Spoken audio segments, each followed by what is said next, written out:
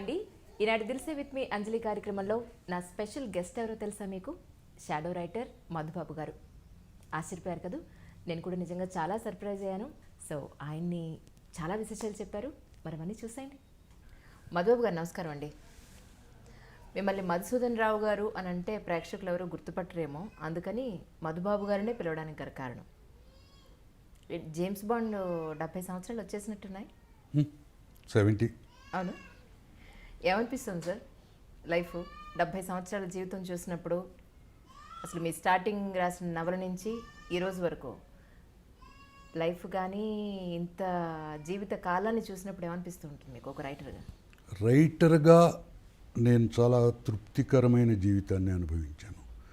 మొట్టమొదటి నవల దగ్గర నుంచి నిన్న మొన్న రాసిన నవల వరకు నన్ను అందరూ మెచ్చుకున్నారు. ఎవళ్ళు బాగోలేదనలేదు. రోజు రోజుకి నవలకి బాగుంది అన్న అప్రిసియేషన్స్ చాలా ఎక్కువైనాయే తప్ప ఇంతవరకు తగ్గలేదు. బహుశా తగ్గవనే ఆశిస్తున్నాను. ఎందుకనంటే 70 ఏళ్ళు వచ్చినాయి. బాడీ ఎనర్జీస్ తగ్గే టైం వచ్చింది. కాబట్టి ఇదివరకులాగా నేను ప్రొడ్యూస్ చేయగలనా లేదా అనేది తెలియట్లా. ప్రస్తుతానికి ఉన్న సబ్జెక్ట్ అదే. ఇప్పుడు కూడా రాస్తున్నారండి? ఎప్పుడూ రాస్తూనే ఉంటాను. అది మానే సమస్య లేదు. ఒకసారి రాయటానికి అలవాటు పడి పాఠకులు బాగుంది అని మెచ్చుకోవటాలు మొదలెట్టిన తర్వాత ఆఖరి శ్వాస తీసే వరకు ఆ మెచ్చుకోళ్ళను అనుభవించాలనే కోరికుంటుంది తప్ప వదిలేయాలనే కోరిక ఉండదు. బహుశా నేను రాయటం మానేసిన మరుక్షణం మధుబాబు ఉండడేమో, అంతే. 70 సంవత్సరాల జీవితం మీకేం నేర్పించింది? మీరేం నేర్చుకున్నారు? జీవితం ప్రత్యేకంగా ఏమీ నేర్పించదండి. మనము జీవితాన్ని కంట్రోల్ చేసుకోవటం మీదే ఆధారపడి ఉంటుంది. నేను 18 ఏళ్ల వయస్సులో హైదరాబాద్ వచ్చాను మొట్టమొదటిసారి. యాక్చువల్గా ఉద్యోగం చేయటానికి వచ్చా. వస్తే 18 ఏళ్ళు నిండకుండా ఉద్యోగాలు ఇవ్వకూడదు అన్నారు. Waited for 6 months. 18 ఏళ్ళు నిండిన తర్వాత దుర్గాబాయి దేశ్ముఖ్ గారి ఆంధ్ర మహిళా సభలో అసిస్టెంట్ అకౌంటెంట్గా చేరాను. 18 ఏళ్ళకి 18 ఏళ్ళు నిండే వరకు ఆగి దాంట్లో చేరాను. అంటే ఇంటర్మీడియట్ అయిన వెంటనే ఉద్యోగానికి వచ్చేసాను. ఇంటర్మీడియట్ కాదు, SSLC అవ్వగానే వచ్చేసాను. అక్కడ వర్క్ చేస్తూ నేను నైట్ కాలేజీలో PUC BCom చదివాను, భద్రకా కాలేజీలో. కాబట్టి నేను జీవితాన్ని ఎంజాయ్ చేశాను. అంతేగాని జీవితం నాకేదో నేర్పిస్తుందని నేనేమనుకోలే. బహుశా జీవితానికి నేనేమన్నా నేర్పించానేమో. ఒక సాధారణమైన మనిషిని ఎంతో కొంత ఎత్తుకు తీసుకెళ్ళచ్చు అని చెప్పేసేసి. కాకపోతే వచ్చిన అవకాశాలని నేను ఉపయోగించుకున్నాను. బ్యాంక్ ఉద్యోగంలో చేరాను, LICలో ఉద్యోగం వచ్చింది, ఎన్నో వచ్చినాయి. అన్నీ వదులుకుని రైటర్ని అయ్యాను. కాబట్టి జీవితం నాకేం నేర్పించలా. హ్యాపీగా నేను నా పని నేను చేసుకుంటూ పోయాను. అదే మీరు చెప్పినట్టు జీవితానికి మీరు నేర్పించారు. అంటే నాన్నగారు కరణం కదా, స్టేబుల్ ఫ్యామిలీ. మరి 18 సంవత్సరాలకే మీరు ఉద్యోగంకి రావాల్సినంత అవసరం ఏమొచ్చింది సార్? ఉద్యోగం చెయ్యకపోతే అడుక్కు తినాల్సి వస్తుంది అనేది మా ఫ్యామిలీలో కాన్సెప్ట్. నువ్వు ఏదో ఒక ఉద్యోగం చేయాలి. ఎందుకనంటే మా తాతలందరూ శుభ్రంగా తిని హ్యాపీగా బతికిన వాళ్ళే. ఎవళ్ళు నిలవేయాల ఏమి. సో ఎవడికి వాడు సంపాదించుకోవాల్సిందే. కాబట్టి సంపాదించుకోవాలి అని అంటే నేను ఉద్యోగం చేయాలి. మాకు ఆస్తులంటూ ఏమీ లేవు. కాబట్టి హ్యాపీగా ఉద్యోగం. అందుకనే 18 సంవత్సరాలు రాగానే నేను ఉద్యోగానికి బయలుదేరాను. ఇక్కడ మీరు హైదరాబాద్కి వచ్చిన తర్వాత మళ్ళీ చెన్నై ఎందుకు వెళ్ళాల్సి వచ్చింది? యాక్చువల్లీ ఇది చాలా సీరియస్ క్వశ్చన్. యాక్చువల్గా నేను హైదరాబాద్లో ఉన్నప్పుడు చాలామంది ఫ్రెండ్స్ ఉండేవాళ్ళు. నాటకాలు వేసేవాళ్ళం, బోల్డ్ అనే నాటకాలు. రవీంద్ర భారతిని ఆల్మోస్ట్ మేము గుత్తకు తీసుకున్న పరిస్థితులు. ఏదో ఒకటి నాటకం వేస్తూ ఉండేవాళ్ళం. ఈ నాటకాలు వేస్తున్న టైంలో ఆ రోజుల్లో నాటకాల మీద డబ్బులు వచ్చేవి కాదు. మనం పెట్టుబడి పెట్టాల్సిందే. మా ఫ్రెండ్స్ కొందరు అప్పులు చేసి పెట్టుబడి పెట్టేవాళ్ళు. మేము నాటకాలు వేసేవాళ్ళం, చప్పట్లు కొట్టేవాళ్ళు, ఎంజాయ్ చేసేవాళ్ళం. అప్పులు ఎవరు తీరుస్తారు? ఈ అప్పులు చేయటానికి నేను కొంతమందికి హామీ ఉన్నా. వాళ్ళు ఎక్కొట్టారు, అప్పులు నా నెత్తి మీద పడ్డాయి. ఇంట్లో నువ్వు శుభ్రంగా ఉద్యోగం చేసుకోవటానికి పంపిస్తే నువ్వు అప్పులు చేసావు. అప్పులు ఎందుకు అవుతాయి? నీకు ఏవో చెడు అలవాట్లు ఉన్నాయి అని చెప్పేసి నిందేశారు. నేను చెప్పా, నాకు అటువంటివి ఏం లేవు, నేను చేసిన తప్పు హామీలు ఉండటం అని చెప్పి. వాళ్ళు నమ్మకపోయేటప్పటికి నాకు చికాకు పుట్టింది. ఉద్యోగం మానేసి దేశాలు అమ్ముడిపోయా. 1 year నేను కంప్లీట్ దేశమంతా తిరిగాను. ఎక్కడెక్కడ తిరిగారండి? కంప్లీట్ కాశ్మీర్ నుంచి కన్యాకుమారి దాకా నేను తిరిగాను. ఎలా? మీ చేతిలో ₹1 లేకుండా ఎలా తిరిగేశారు? జేబులో ₹500 ఉన్నాయి. ఆ, టికెట్ కొనలా. రైల్లో ప్రయాణం పట్టుకుంటారు, ఏం చేస్తారు? పెడతారు జైల్లో. ఇప్పుడు చేసే పని అక్కడ చేస్తాము. వాళ్ళు ఎట్టగో తిండి పెడతారు కదా, ఎప్పుడో ఒకప్పుడు వదిలేస్తారు కదా, మళ్ళీ తిరగటమే. I was vexed. యాక్చువల్గా ఫ్యామిలీలో నాకు ఎదురైన అవమానానికి నేను వెక్స్ అయిపోయా. ఆల్మోస్ట్ దాన్ని ఇప్పుడు చెప్పాలి అని అంటే జీవితం మీద ఒక విధమైన విరక్తి పుట్టింది. మొత్తం దేశాలు తిరిగాను. ఏం చేశారు? తిరిగినప్పుడు దేశాలు తిరిగి ఏం చేశారు? ఏమీ లేదు, జస్ట్ రోమింగ్ అంతే. ఎవరైనా పెడితే తింటాం, లేకపోతే పస్తులు ఉండటం. మీ దగ్గర ఉన్న 500 ఎన్ని రోజులు వచ్చాయి మీకు? అసలు దాని మీద చెయ్యేలా. నేను మళ్ళీ మద్రాసు చేరుకునేదాకా 500ని నేను బయటికి తీలా. My God. దయాధర్మ భిక్షల మీద బతికా. మధ్యప్రదేశ్లో కాలా అనుకుంటా, గ్రామం పేరు మర్చిపోయా, పెద్ద జంగిల్. అక్కడ ఆ జంగిల్లో పడేసి ఏం జరుగుతుంది జంగిల్లో? ఏమైనా అటాక్ చేస్తే చంపేస్తాయి, అంతకుమించి ఇంకేం చేస్తాయి అని చెప్పేసి వెళ్తుంటే ఆకలి దెబ్బకి పడిపోయా. అక్కడ కట్టెలు కొట్టుకునేవాళ్ళు, వాళ్ళు చూసి మంచినీళ్ళు ఇచ్చి వాళ్ళ రొట్టెలు తీసుకొస్తే అవి పెట్టి దే హావ్ హెల్ప్డ్ మీ. అది జరిగిన తర్వాత సో మంచితనం అనేది ఎక్కడో ఒక చోట ఉంది. అందరూ ఇట్ట మనిషిని వదిలేయరు. వాళ్ళెవళ్ళు నా చరిత్ర అడగల, నా బ్యాక్గ్రౌండ్ అడగల, ఫ్లాష్ బ్యాక్లు చెప్పమల్లా. సో నేను వెనక్కి తిరిగేసేసి వన్స్ అగైన్ జీవించటానికి ప్రయత్నిస్తూ, నా ఫ్రెండ్స్ మద్రాసులో ఉన్నారు కాబట్టి మద్రాసు చేరుకున్నా మళ్ళీ. అక్కడ నా ఫ్రెండ్స్ నాకు హెల్ప్ చేశారు. అక్కడ ఉండగానే నేను రైటర్ అయ్యా. నా ఎక్స్పీరియన్సెస్ అన్నీ నా రైటింగ్లోకి వచ్చినాయి. మీ జేమ్స్ బాండ్ కథలన్నీ నథింగ్ బట్ మీరే నేను గెస్ చేశాను. నిజమేనంటారా? ప్రతి సన్నివేశం అంటే రివాల్వర్లు పేర్చటాలు, విమానాల్లో తిరగటాలు కాదు. అది కాదు. షాడో సామాన్యుడు. షాడోకి కనిపించే మనుషులందరూ సామాన్యులు. షాడో అబ్జర్వ్ చేసిన బాధలన్నీ సామాన్యులవి. ఇవన్నీ నేను చూశాను. ఇప్పుడున్న పరిస్థితుల్లో అట్లా తిరగటం కుదరదు. ఎందుకనంటే హైదరాబాద్లో టివోలీ థియేటర్ ఉంది. అవునండి. సెకండ్ షో చూసి సికింద్రాబాద్ రైల్వే స్టేషన్కి వచ్చేవాళ్ళం. బస్సు ఉంటే, నేను అప్పుడు నల్లకుంటలో ఉండేవాడిని, బస్సు ఉంటే ఎక్కి వచ్చేయచ్చు. బస్సులు మిస్ అయ్యేవి. లెఫ్ట్ రైట్ కొట్టుకుంటూ సీతాఫలమిండి మీదుగా రామ్నగర్ వచ్చేసి నల్లకుంట చేరుకునేవాళ్ళం. ఒక్క పోలీసు ఆపేవాడు కాదు. హ్యాపీగా వచ్చేవాళ్ళం. ఇప్పుడు చాలా కష్టం. ఇక్కడి నుంచి ఇందిరా పార్క్ దగ్గరికి వెళ్ళే లోపల రాత్రి 12 దాటిన తర్వాత కనీసం 6 ఆపుతారు, నువ్వెవడివి అని. పరిస్థితులు మారిపోయినాయి. ఆ రోజుల్లో అంతా పిచ్చిమాలోకమేమో అనిపించింది. సర్వైవ్ అయ్యాం. ఈ ప్రపంచ యాత్ర చేసినప్పుడు, ఈ దేశం మీద మీరు ఇక్కడి నుంచి కాశ్మీర్ వరకు తిరిగినప్పుడు మీ జీవితంలో మర్చిపోలేని సంఘటన ఏంటండి? ఎందుకంటే ఎన్నో ప్రాంతాలు తిరిగారు, ఎంతో మందిని కలిసి ఉంటారు. ఒక సంఘటన అనేది చెప్పలేను.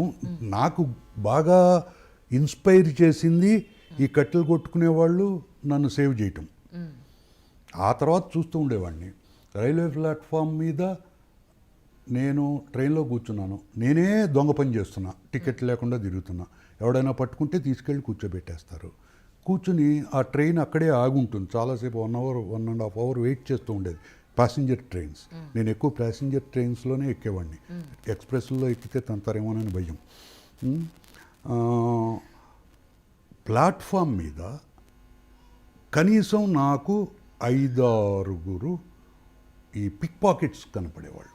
అబ్జర్వ్ చేస్తూ ఉంటే వాళ్ళు జనాల్ని ఏ విధంగా దోచుకునేవాళ్ళో నేను ట్రైన్లో కూర్చొని చూస్తూ ఉండేవాడిని. వాళ్ళకి కొంతమంది ఈ ప్లాట్ఫామ్ మీద సెక్యూరిటీ ఉన్న వాళ్ళు హెల్ప్ చేయటం చూశాను నేను. ఓకే. ఎన్ని చెప్పను ఇట్లాంటి సంఘటనలు. నేను మంచితనం చూశాను నా దేశ సంచారంలో, చెడు చూశాను. ఇవన్నీ షాడో నవలలోకి వచ్చేసినాయి. అంతకు మించి ప్రత్యేకంగా గుర్తుపెట్టుకోవాల్సినవి ఏవీ లేవు. ఎవ్రీథింగ్ నేను అనుభవించినవన్నీ నా బుక్స్లో వచ్చేసినాయి.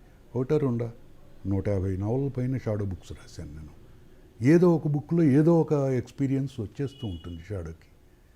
అది అంటే ఇప్పుడు ఇంత వయసు వచ్చిన తర్వాత ఒకసారి వెనక్కి తిరిగి చూసుకుంటే మీకు అనిపించట్లా నా పేరెంట్స్ తిట్టింది, నా కుటుంబ సభ్యులు తిట్టింది, నన్ను అంత అవమానపరిచినా అది నా మంచి కోసమే, నా భవిష్యత్తు కోసమే అని మీకు అనిపించలా? నా భవిష్యత్తు ఇప్పుడు ఇట్లా ఉండటానికి కారణము అనేది వాళ్ళు తిట్టడం మూలాన రాలా, నేను అవకాశాలని అందిపుచ్చుకోవటం ద్వారా వచ్చింది.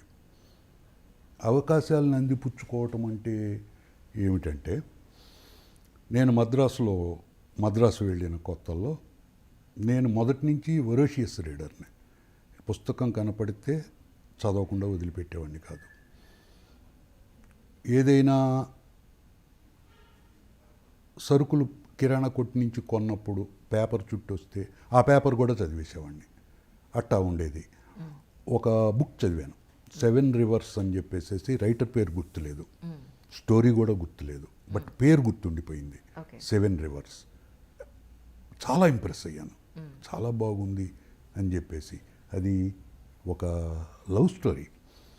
వాడు తన ప్రియురాలకి ఒక దువ్వెనిస్తాడు దువ్వుకోవటానికి. వాళ్ళకి ఆ దువ్వెనలంటే ఏంటో తెలియదు. ఒక ప్రిమిటివ్ స్టోరీ, లవ్ స్టోరీ అనమాట.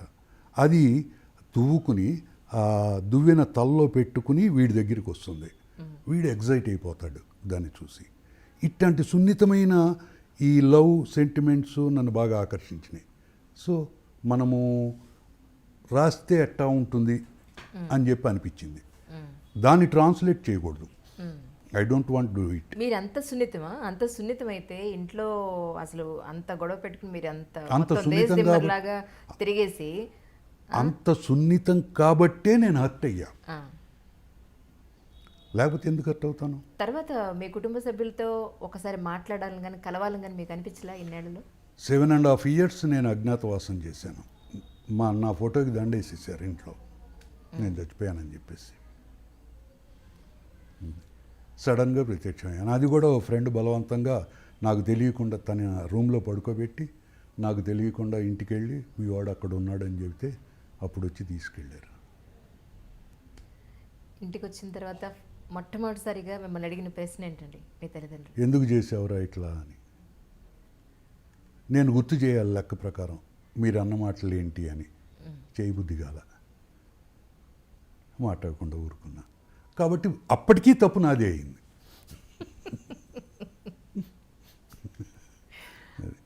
చెన్నై వెళ్ళారు. ఆ 7 రివర్స్ చూసిన తర్వాత ఒక కథ రాద్దామని మొదలెట్టాను. జానపదం ఒక 3 పేజీలు రాశాను. బావలా మనం రాయటం ఏంటి, చదివేవాళ్ళు తంతారేమోనని చెప్పేసి బ్యాగ్లో పెట్టేశాను. ఒక ఫ్రెండ్ని కలవటానికి మద్రాసు వెళ్ళానని చెప్పి అన్నాను కదా, వాడు కురిషి అతని పేరు. నాతో పాటు ఆంధ్ర మహిళా సభలో పనిచేసి వాళ్ళ ఫాదరు హ్యాబిట్స్ పోస్ట్ ఆఫీస్లో పోస్ట్ మాస్టర్ ఆ రోజుల్లో. ఆయన రిటైర్ అయిపోయాడు, వాళ్ళు మద్రాసు షిఫ్ట్ అయిపోయారు. నేను ఇక బతుకుదాము అనుకున్న టైంలో వాడే గుర్తొచ్చాడు నాకు. ఈ చుట్టుపక్కల ఎక్కడ ఉండకూడదు కాబట్టి మద్రాసు వెళ్ళాను వాడిని ఎత్తుక్కుంటూ. వాడు నన్ను తీసుకెళ్ళి ఒక బ్యాచులర్స్ లాడ్జ్లో రూమ్ తీసుకుని వాడే డబ్బులు కట్టి ఆ రూమ్లో ఓ బెడ్ ఇప్పించాడు. ఆ బెడ్లో ఉంటూ తింటూ నేను తిరుగుతున్నా, ఏం చేద్దాం, జాబ్ చేద్దామా. నేను టైప్ రైటింగ్ పాస్ అయ్యాను, షార్ట్ హ్యాండ్ పాస్ అయ్యాను, డిగ్రీ ఉంది, ఏదైనా ఉద్యోగం చేసుకోవచ్చు, వీ కెన్ ట్రై అని చెప్పేసి అనుకుంటూ ఉండగా ఆ రూమ్లోకే గుంటూరు వట్టి చెరుకూరు నుంచి సుబ్బారావు అనే ఫ్రెండ్ ఒకతను వచ్చాడు, కుర్రాడు. అప్పటికి నాకు పరిచయం లేదు అతను. అతను మద్రాసులో ఐఏఎస్ కోచింగ్ తీసుకుంటున్నాడు. ఓ అతను ఓకే. అతను నా రూమ్లో రూమ్మేట్గా జాయిన్ అయ్యాడు. జాయిన్ అయ్యి నేను లేని టైంలో నా బ్యాగ్ ఓపెన్ చేశాడు. చేసి ఈ 4 పేజీలు చదివాడు. నేను తిరిగి వచ్చేటప్పటికి నీ బ్యాగ్ ఓపెన్ చేశాను, తప్పు కాదని అంటలేదు, నాకేదో బుక్ కనపడింది, అది చదువుదామని ఓపెన్ చేశాను, కానీ కాగితాలు ఉన్నాయి, బాగున్నాయి, నువ్వెందుకు రాయవు అన్నాడు. నేను ఇమ్మీడియట్గా ప్రాక్టికల్గా అడిగా, రాస్తాను, ప్రింట్ చేసేదేవుడు, డబ్బులు ఇచ్చేదేవుడు అన్నా.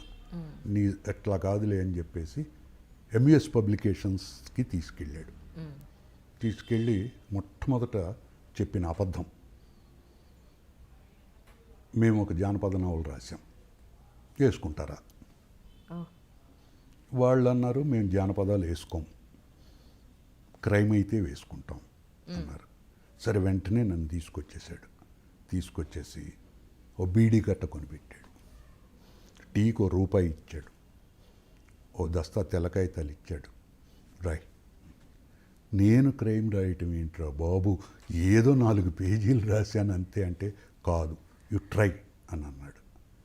వితిన్ 36 hours షాడో ఎగ్జిస్టెన్స్లోకి వచ్చాడు. అది మళ్ళీ ఆ స్టైలు, ఆ స్పీడు ఇంతవరకు నాకు రాలా. ద ఫస్ట్ నావెల్ అంత మెచ్యూర్డ్గా రాయగలను అనేది నాకు తెలియదు. అది తీసుకెళ్ళేసేసి ఎంఎస్ పబ్లికేషన్స్లో ఇచ్చాం. ఇమ్మీడియట్గా యాక్సెప్ట్ చేశారు. దే పెయిడ్ మీ ₹50. ₹50 కళ్ళు తిరిగిపోయినాయి. 1 month ఫుడ్ ₹30, ₹20 మిగతా ఖర్చులకి. వెంటనే ఓ రీమ్ కాగితాలు తీసుకుని ఇక రాయటం మొదలెట్టేసి రైటర్ని అయిపోయా. మొట్టమొదటిసారిగా వచ్చిన మీకు ₹50 మీ పేరెంట్స్కి చెప్పడం జరిగిందండి? లేదు, అజ్ఞాతవాసం. అప్పటికి అసలు ఏమీ లేదు. 1.5 year అప్పటికి అయింది. నేను ఇంట్లో నుంచి వచ్చి ఏం చేశారు ₹50 మీ చేతికి వచ్చిన తర్వాత? ఫుడ్డు, ఒకళ్ళ మీద ఆధారపడి బతకలేను కదా నేను. మెస్లో ₹30 కట్టేశాను. అప్పుడు నేను కాల్చేది హైదరాబాద్లో ఉండగా పనామా, మీ హీరో బ్రాండ్ పనామానే. అదే అందుకే. కానీ ఆ పనామా 50 పైసలే ప్యాకెట్ అప్పుడు. కానీ 50 పైసలు పెడితే మళ్ళీ డబ్బులు అయిపోతాయేమో బీడీ, అవి సరిపోయినాయి. మళ్ళీ ఇంకొక ప్రొడ్యూస్ చేసాం, మళ్ళీ ₹50 ఇచ్చారు. ఇట్టా దగ్గరగా ఒక 30 నవలలు రాసేదాకా కూడా నాకు ₹50. అంతకుమించి ఇవ్వాలి. నెలకు 2 నవలలు రాసేవాడిని, ₹100 వచ్చేవి. కింగ్స్, మద్రాసులో కింగ్స్ అనమాట. బతికాను. ఇది బాగానే ఉంది, బతకచ్చు అని చెప్పేసి అనిపించింది.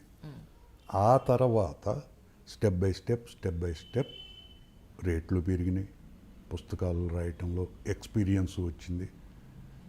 7.5 years తర్వాత మా ఫ్రెండ్ నన్ను మా ఫ్యామిలీ దగ్గరికి చేర్చాడు. చేర్చిన తర్వాత ఇంత పేరు వచ్చిన తర్వాత, పేరైతే వచ్చింది కానీ మానిటరీ బెనిఫిట్ తక్కువ పుస్తకాల మీద. యండమూరి వీరేంద్రనాథ్, యుద్ధనపూడి సులోచనారాణి వీళ్ళు పూనుకోకపోయినట్టయితే రైటర్స్ ఇప్పటికీ అడుక్కు తింటూనే ఉండేవాళ్ళు. వాళ్ళ రైటర్స్ స్టాచర్ని పెంచింది వాళ్ళిద్దరే. వాళ్ళ మూలానే రైటర్కి పుస్తకం రాస్తే కంఫర్టబుల్ అమౌంట్ చేతికి వస్తుంది అని చెప్పేసి అనిపించింది, లేకపోతే వచ్చేది కాదు. కానీ నా షాడో నాకు పేరైతే తెచ్చిపెట్టాడు, కానీ జీవితం అంతా గడపటానికి తగిన వనరులు సమకూరుస్తాడా లేదా నాకు డౌట్ వచ్చింది. ఎందుకనంటే నేను మొదటి నుంచి ప్రాక్టికల్గా ఆలోచించాను. ఎంతకాలం రాయగలం మనం? కొంతకాలమే. ఆ తర్వాత కష్టం. సో ఏదో ఒక ఉద్యోగంలో చేరాలి. నేను చదివిన చదువులో టీచర్స్ ట్రైనింగ్ అవ్వటం కూడా ఒకటి. ఏది కనపడితే అది చదవటానికే ప్రయత్నించాను. టీచర్స్ ట్రైనింగ్ అయి ఉన్నాను. అదే టైంలో అనౌన్స్మెంట్ వచ్చింది, అప్లై చేశాను, గవర్నమెంట్ జాబ్ వచ్చింది. హ్యాపీగా టీచర్గా జాయిన్ అయిపోయాను. డబల్ హ్యాపీగా పుస్తకాలు రాసుకున్నాను. మీ ఫ్రెండ్ ఐఏఎస్ ట్రైనింగ్ అన్నారు చూసారా, వాడు జడగొట్టుకున్నాడు. అవునా? నన్ను రైటర్ని చేయటానికి తను ఐఏఎస్ ట్రైనింగ్ గంట కొట్టేశాడు. అయ్యో, జడగొట్టేసుకున్నాడు. తర్వాత కలిసారండి మళ్ళీ ఆయన్ని? చాలా కాలం కలిసి ఉన్నాం, పోయాడు పాపం, తొందరపడ్డాడు. అది తర్వాత అంటే ఈ జర్నీలో నిజం చెప్పండి, ఎవరు అమ్మాయి ఎక్కడ తారసపడలా మీకు? నేను అమ్మాయిలకి దూరంగా ఉన్నా. కారణం ఏంటంటే నాటకాలు వేసేటప్పుడు అమ్మాయిలతో పరిచయము ఎంత తలకాయ నొప్పో నాకు అర్థమైంది. అమ్మాయిలతో పరిచయం తలనొప్పి మీకు? తలకాయ నొప్పిలో నెంబర్ 1 తలకాయ నొప్పి. ఎలాగో అంటే అనవసరమైన రూమర్స్ స్టార్ట్ అవుతాయి, అనవసరమైన మాటలన్నీ బయటకు వస్తాయి. నాతో పాటు నాటకాలు వేసిన వాళ్ళలో 2 హీరోయిన్లు 2 హీరోలు హ్యాపీగా ప్రేమించుకుని పెళ్ళిళ్ళు చేసేసుకున్నారు. అంత పరిచయాలు అవుతాయి, అంత సన్నిహితంగా మెలగటం మూలన సంథింగ్ అది ఎంత కాదనుకున్నా అది జరిగిపోతుంది నాటకాల్లో. మీకు అభ్యంతరం లేకపోతే పేర్లు చెప్పండి, అప్పుడు మీతో పాటు వేసినాడు. సరే, అందుకని వద్దనుకున్నారు అమ్మాయిలు? అవకాశం రాలా. ఇప్పుడు ఏమో అవకాశం వస్తే కక్కుర్తి పడేవాడినేమో, చెప్పలేను. కానీ నేను వాటికి దూరంగా ఉన్నా. నా ఎయిమ్ వల్ల ఒకటే, సర్వైవ్ అవ్వాలి. అంటే సర్వైవల్ అంటే మద్రాసులో ఉన్నంత వరకు ఫుడ్ సంపాదించుకోవాలంటే నవలలు రాయాలి. అంతకుమించి వేరే ఉద్యోగం మద్రాసులో నాకు దొరకలేదు. ప్రీమియర్ టైర్స్ అని చెప్పేసి టైర్ల కంపెనీ, దాని హెడ్ క్వార్టర్స్ కేరళ. దాంట్లో నేను టైపిస్ట్గా జాయిన్ అయ్యా. హ్యాపీ, బోల్డ్ అంత జీతం. ఆ రోజుల్లోనే దగ్గర 500 రూపీస్ శాలరీ పర్ మంత్. ఎరగదీసేసాం అనుకున్నాం. నా కర్మగాలి కరెంట్ కట్టల మూలాన ఫ్యాక్టరీ క్లోజ్ అయ్యింది. I was ousted. కొత్తగా జాయిన్ అయ్యాను కదా, రిట్రెంచ్ చేసేసారు. ఇక ఈ ఉద్యోగాలు మనకు అనవసరంలే, దీని మీదే కాన్సన్ట్రేట్ చేద్దామని చెప్పేసి రైటింగ్స్ మీదే ప్రస్తుతానికి నడిచిపోతుంది, చూద్దాంలే ఏదో ఒకటి అని చెప్పేసి అనుకున్నాను. అనుకుని మద్రాసులో ఉన్నంత వరకు ఇక వేరే ఆలోచన పెట్టుకోలేదు.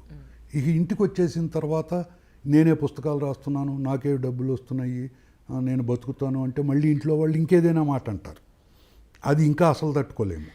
సో ఉద్యోగంలో జాయిన్ అయిపోయాను. అది ఈ ఉద్యోగంలో జాయిన్ అయిన తర్వాత నేను చేరింది ఆల్మోస్ట్ పవిత్రమైన వృత్తి. నాకు ఉద్యోగంలో చేరినప్పటికీ మ్యారేజ్ కాలేదు, చుట్టూ బోల్డంతమంది. అయినా సరే నేను పవిత్రమైన వృత్తిలో ఉన్నాను కాబట్టి నేను తలెత్తి ఎవరి వంక చూడలేదు. నేను అన్నిటికంటే ముఖ్యమైనది ఏంటంటే నేను రైటర్నని ఎవరికి చెప్పుకోవాలి. అసలు ఎవరికి తెలియలేండి. మీ స్కూల్లో మీరు పనిచేసిన పక్కన స్టాఫ్ కూడా తెలియకుండా మీరు ఉన్నారు. కానీ ఈ రోజుల్లో కనుక మీ ప్లేస్లో ఇంకొక రైటర్ ఎవరైనా ఉండుంటే ఖచ్చితంగా వాళ్ళు మార్కెట్లో ఒక రేంజ్లోకి వెళ్ళాలనో, డబ్బు సంపాదించాలనో, 10 మందిలో గుర్తింపు కోసమనో, అది ఆర్థికంగా కానివ్వండి, ఎలానా కానివ్వండి, ఒక స్టేజ్కి రావాలి అని అనుకునేవాడు. మీరు కనీసం మీ పేరు తెలియకూడదని ఎందుకు అనుకున్నారు? నాకు ఎప్పటికీ అర్థం కావట్లేదు. చెప్పాను కదా, నేను ప్రాక్టికల్గా ఆలోచిస్తాను. నన్ను అభిమానించేది నా రైటింగ్స్ని చూసి, నా ముఖం చూసి కాదు, నేను చేస్తున్న పని చూసి కాదు, నా ఆదాయాన్ని చూసి కాదు, నా స్టేచర్ని చూసి కాదు. కాబట్టి వాళ్ళని నేను సంతోషపెట్టాలి అని అంటే రాయాలి, బాగా రాయాలి. ఫుడ్డుకి ఇబ్బంది లేకుండా ఉద్యోగం ఉంది, ఇంకా నాకు ఇంకేం కావాలి? మీరు ఒకసారి విజయవాడ వచ్చా, అప్పటికి అజ్ఞాతవాసంలోనే ఉన్నా, మద్రాసు వెళ్తున్నా. నేను బెర్త్ మీద పడుకుని ఉన్నాను, పక్క కంపార్ట్మెంట్లో ఏవో సీరియస్ డిస్కషన్స్ జరుగుతున్నాయి. ఏంటి అని చెప్పేసి దిగి వెళ్ళాను.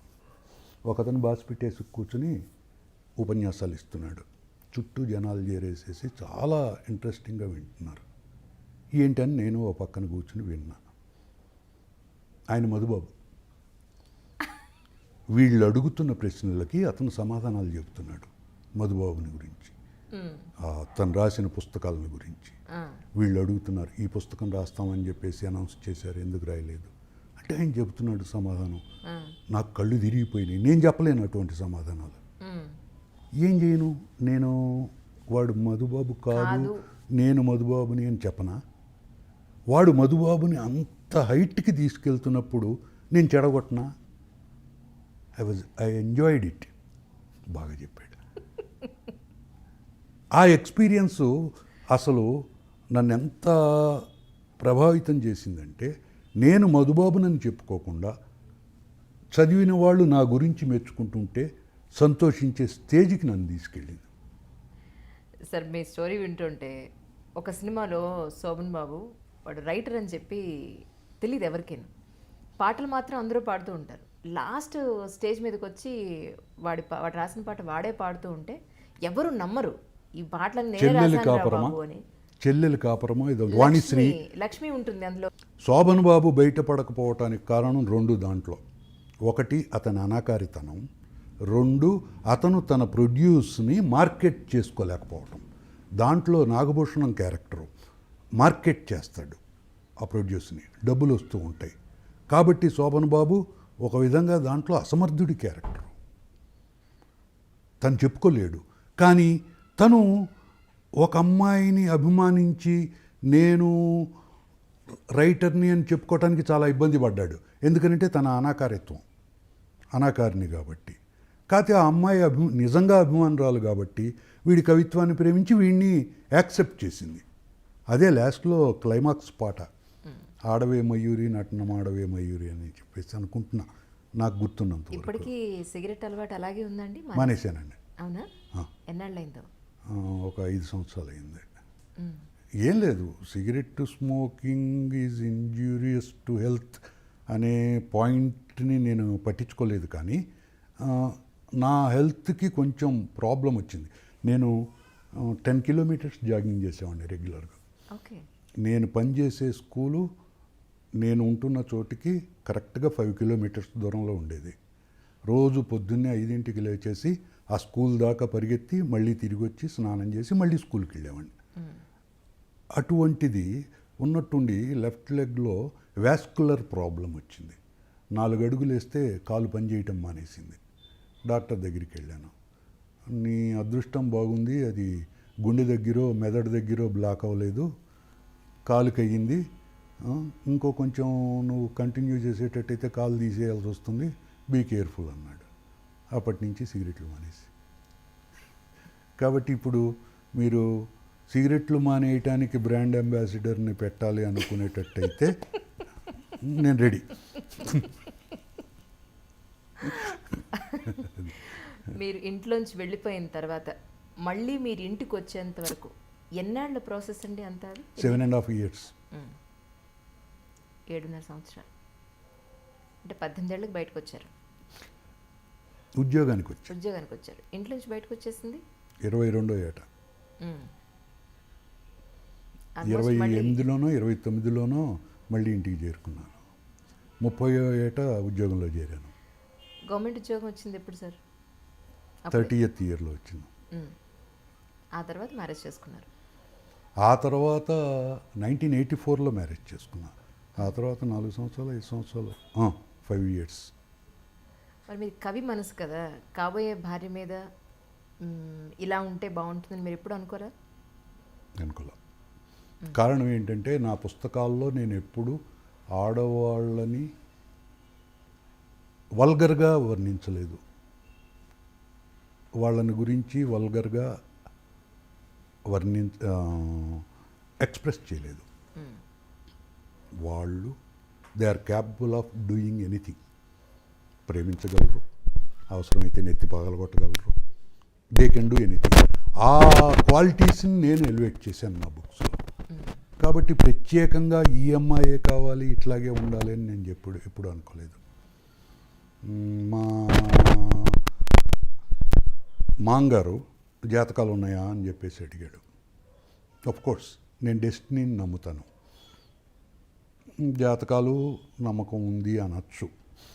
కానీ నేను మా మాంగారికి చెప్పింది ఏంటంటే నాకు జాతకం ఉన్నా కూడా లేదు. ఎందుకు లేదు అంటే marriages are made in heaven, రాసి పెట్టుంటే జరిగిపోద్ది.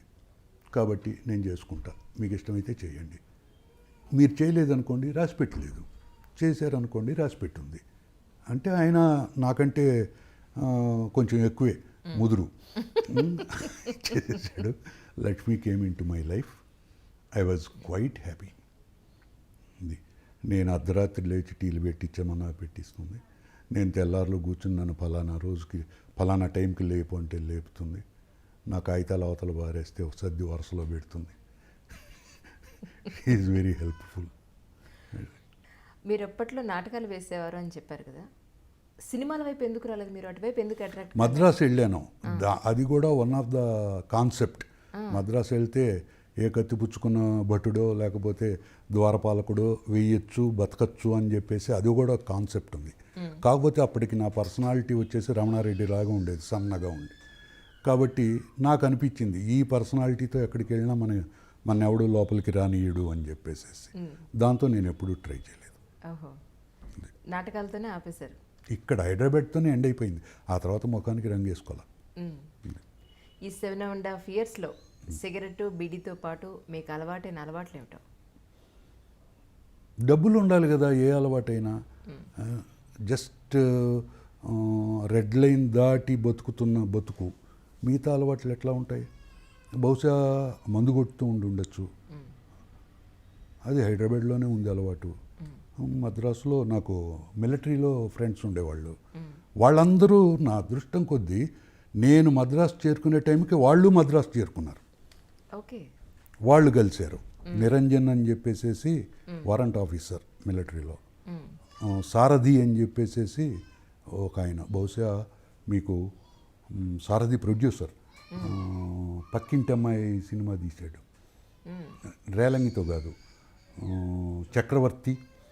చక్రవర్తి బాలసుబ్రహ్మణ్యం వీళ్ళని పెట్టి ఏదో సినిమా తీశాడు. అతను నా ఫ్రెండ్. అప్పటికి అతను ప్రొడ్యూసర్ కాదు, ఈ ఆర్టిస్ట్ నాగభూషణం గారి దగ్గర అకౌంటెంట్. వాళ్ళు కూర్చుంటే నిరంజన్ మిలిటరీ వాడు కదా, బోల్డ్ మందు,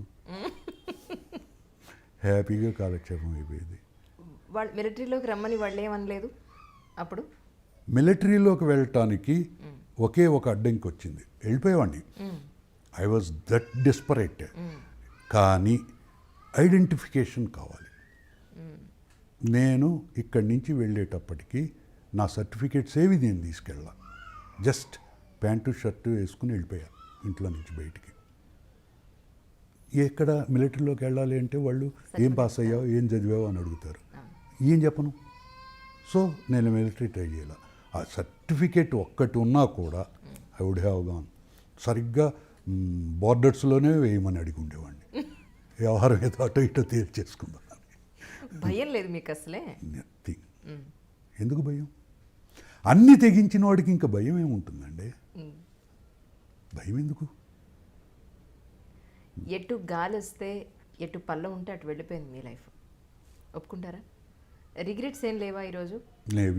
ఇలా వెళ్లకుండా ఉండాల్సింది. ఏది రిగ్రెట్ అయినా కూడా ఈ పొజిషన్లో ఉండేవాడిని కాదు.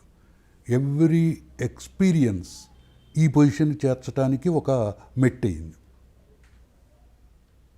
చిన్నప్పుడు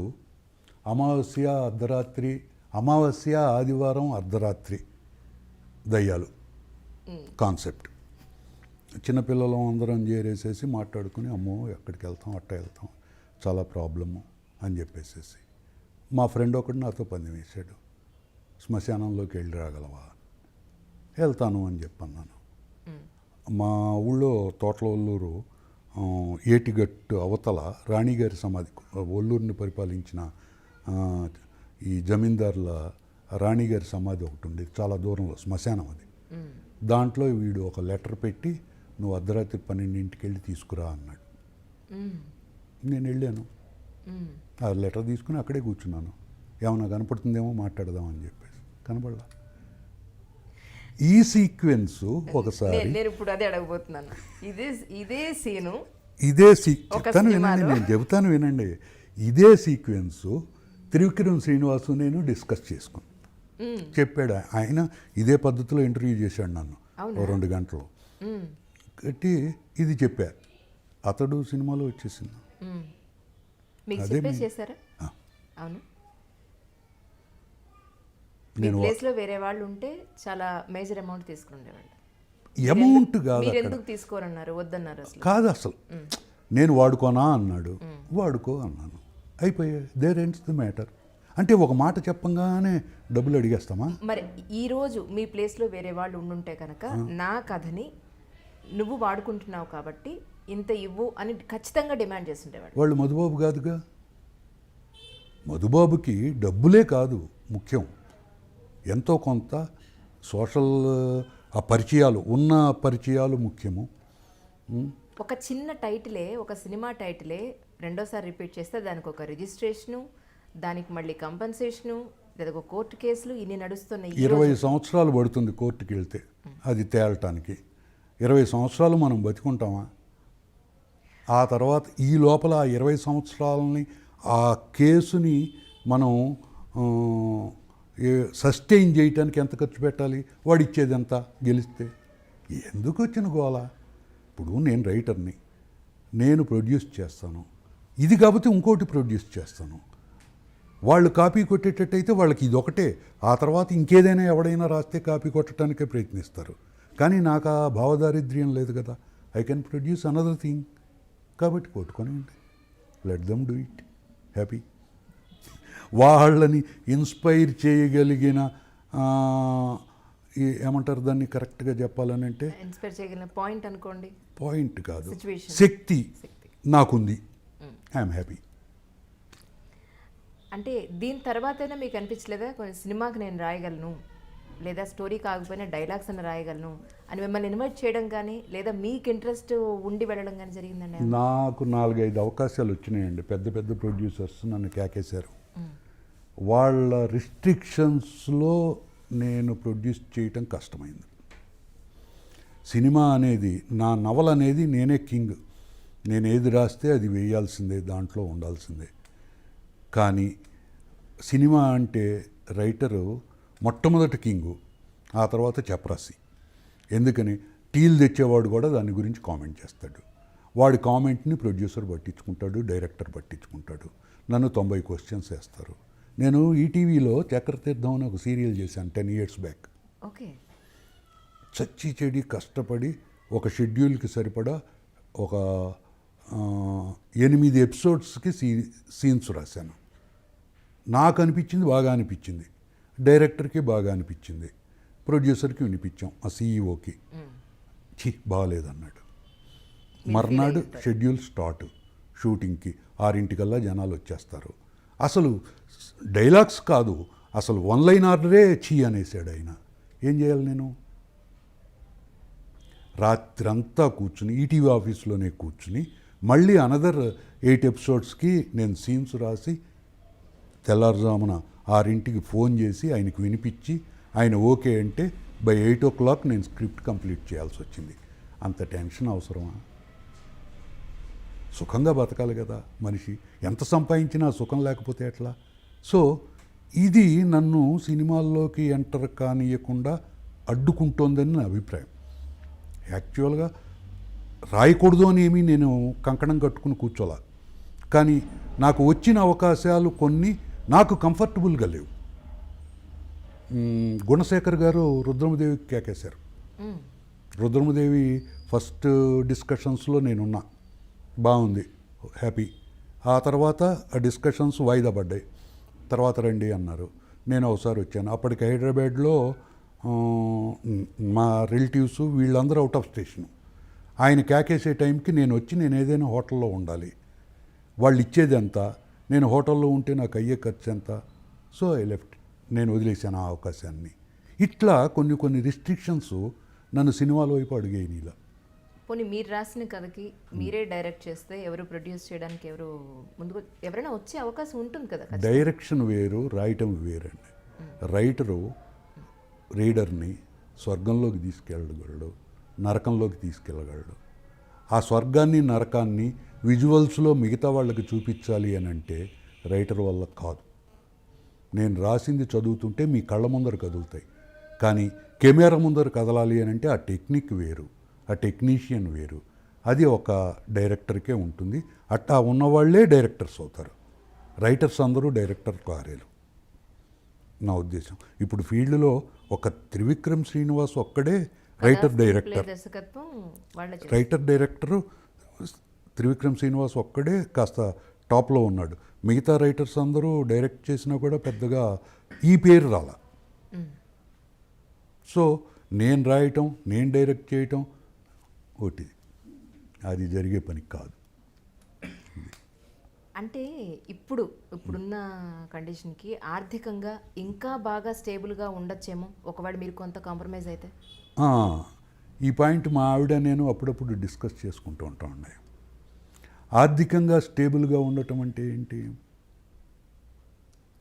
అర్థం, మీనింగ్ ఆఫ్ ఆ స్టెబిలిటీ. అది చాలా డెప్త్ ఉన్న సబ్జెక్ట్ సార్. డెప్త్ కాదు, ఎందుకంటే సింపుల్. సంతోషం సుఖం అనేది మన మనసుకు సంబంధించి. ఓకే, ఫిజికల్గా ఆలోచిద్దాం. మనిషికి మన పొలిటీషియన్స్ ఇప్పుడు చెప్పే డైలాగ్ కూడు గుడ్డ ఫుడ్. కూడు అంటేనే ఫుడ్ అనుకోండి, కూడు గుడ్డ నీడ. నాకు ఇల్లు ఉంది కాబట్టి ఇప్పుడు ప్రత్యేకంగా ఎరగబడిపోయి నేను సంపాదించాల్సిన అవసరం లేదు. కూడుంది. గవర్నమెంట్ నేను ఉద్యోగం చేసేటప్పుడు ఇచ్చే జీతం కంటే ఇచ్చే పెన్షన్ ఎక్కువ, హ్యాపీ. ఆటోమేటిక్గా కూడా ఉంది. ఇంతకంటే స్టేబుల్గా ఉండాలి అనేది లగ్జరీ. అవసరమా మనం బతకటానికి? అంత లగ్జరీ అవసరమా? కారు ఉంటేనే ఎక్కడికైనా వెళ్ళగలము. నాకు స్కూటర్ ఉంది, హ్యాపీగా వెళ్ళగలను. బయట సమాజంలో ప్రపంచంలో ఎలా అయిపోయింది, మనల్ని చూసి, మనం వేసుకున్న బట్టలు చూసి, మనం వేసుకున్న గోల్డ్ చూసి, వాచ్ చూసి, ఫోన్ చూసి, మనం వేసుకున్న చెప్పులు చూసి, మనం వచ్చిన కారు చూసే మనకు వాల్యూ కదా. చూస్తున్నారు కదా మీరు కూడా కదా. అలాంటప్పుడు మరి దానికోసమన్నా, మన కోసం కాదు, వాళ్ళ కోసమన్నా మీరు అలా ఉండాలి. ఇందాక మీకు వేసిన ప్రశ్నే, మీరు ఇక్కడికి వచ్చినప్పుడు మధుబాబు ఎక్కడ ఉంటాడు అని చెప్పేసి అడిగారు. ఎవరన్నా చెప్పారా? ఎవరికి తెలియదు అన్నారు. నాకేమన్నా నష్టం వచ్చిందా? తినే తిండి ఏమన్నా ఎక్కట్లేదా? నాకు నా సంపాదన ఏమన్నా తగ్గిందా? ఇంత సింపుల్సిటీ వల్ల మీరు సాధించింది ఏమిటి అనేది నాకు. ఇంత సింపుల్సిటీ వల్ల నేను కోల్పోయింది ఏంటో చెప్పండి మీరు. ఏం కోల్పోయాను నేను? అంటే సమాజంలో మీకు ఒక గుర్తింపు, మీకు ఒక స్టేచర్. రైటర్గా నాకు ఉన్న గుర్తింపు నాకు తెలియదు సాదిక్ భాయ్ చెప్పేదాకా. సాదిక్ భాయ్ తెలుసు కదా, తోపుడు బండి సాదిక్ భాయ్. అవును. ఆయన నాకు చెప్పాడు నీకు ఇంతమంది అభిమానులు ఉన్నారని. అంతవరకు నాకు తెలియదు. మీరు ఎంత దుర్మార్గులు అంటే మీ రాసిన రాతలతోటి చాలా మందికి మీ సిగరెట్ అలవాటు చేశారు మీరు. మందు కూడా అలవాటు చేశా. ఇప్పుడు డబ్బులు నేను ఇవ్వలేదు కదా, వాళ్ళకి డబ్బులు ఇచ్చి నువ్వు తాగు అనలా. నేను నా అలవాటును నేను నా పుస్తకాల్లో పెట్టాను. అది చూసి చెడిపోయేటట్టయితే మంచి బోల్డ్ అంత రాశాను కదా, మరి దాన్ని చూసి మంచివాళ్ళు అవ్వాలి కదా. కాబట్టి పుస్తకం చదివి నేను రాసేవన్నీ కాలక్షేపం పుస్తకాలు, జస్ట్ ఫర్ ది ఎంజాయ్మెంట్. ఎటువంటి టెన్షన్స్ ఉన్నా నా పుస్తకం చదివితే మేము రిలాక్స్ అయిపోతామండి అని నాకు చెప్పిన వాళ్ళు చాలామంది ఉన్నారు. ఆ రిలాక్సేషనే నేను చూసుకున్నాను తప్పితే నేను వీళ్ళని జడగొట్టాలి లేకపోతే వీళ్ళని బాగు చేయాలని ఎప్పుడు రాయాలి. ఇందాక చెప్పాను, సామాజిక స్పృహ, దేశ సేవ ఇట్లాంటివి నాకు అనవసరం. కానీ అండర్లైన్గా నా పుస్తకాల్లో నా క్యారెక్టర్స్ ప్రభుత్వాన్ని సమర్థిస్తాయి. ఏ పార్టీ అయినా. షాడో మన సార్వభౌమాధికారాన్ని క్వశ్చన్ చేసే ఏ శక్తినైనా అడ్డగోలుగా ఎదిరిస్తాడు. అది 90 పార్టీలు ఉండొచ్చు, అధికారంలోకి ఏదో ఒక పార్టీ రావచ్చు. పార్టీ పరంగా ఇతను అభిమానించడు, ప్రభుత్వానికి విధేయుడు. నా రీడర్స్కి నేను అదే నేర్పానేమో. గవర్నమెంట్ని గౌరవించండి అంటే గవర్నమెంట్ పెట్టే చట్టాలని గౌరవించండి.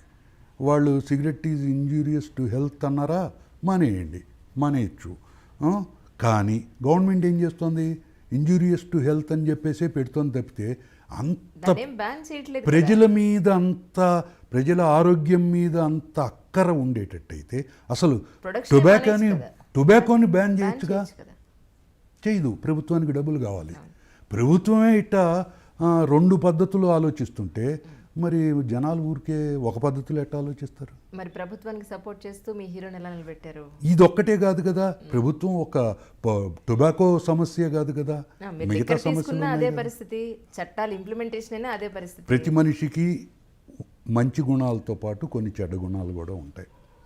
ఆ చెడ్డ గుణాలను వదిలేసేసి మంచి గుణాలని పట్టుకుని ఆడాల్సిన అవసరం ఉంది. షాడో చేసే పని అది. అప్పుడప్పుడు ఈ differs with the government. Kulkarni గారు బాస్, గవర్నమెంట్ని డైరెక్ట్గా రిప్రజెంట్ చేస్తాడు షాడో బాస్. ఆయన కొన్ని చెప్తాడు. షాడో అడ్డగోలుగా ఎదురు తిరిగి నేను అట్టా చెయ్యను అని చెప్పేసిన కథలు ఉన్నాయి, అవును చెడు అయితే. అవును. కానీ in general is committed to serve the government. Okay.